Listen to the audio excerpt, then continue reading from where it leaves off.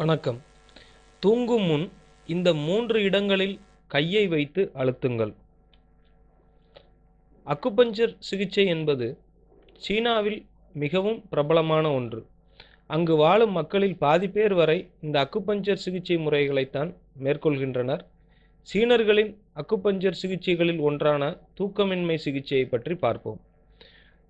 தூக்கமின்மைக்கு சிகிச்சை அளிக்க 3 இடத்தில் அழுத்தம் கொடுத்தால் சரியாகும். அதுதான் LV3, P6 மற்றும் K1.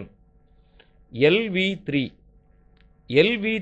என்பது காலில் உள்ள பெருவிரலுக்கும் 2ஆம் விரலுக்கும் இடைப்பட்ட பகுதியாகும்.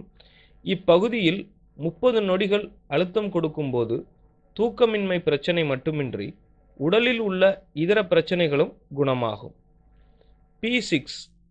P6 என்பது படத்தில் காட்டியவாறு மணிக்கட்டு பகுதியில் 3 விரல்களை வைத்து அதற்கு மேல் உள்ள பகுதியாகும். அந்த இடத்தில் அழுத்தத்தை கொடுக்கும்போது தூக்கமின்மை பிரச்சனைக்கு நல்ல தீர்வு கிடைக்கும்.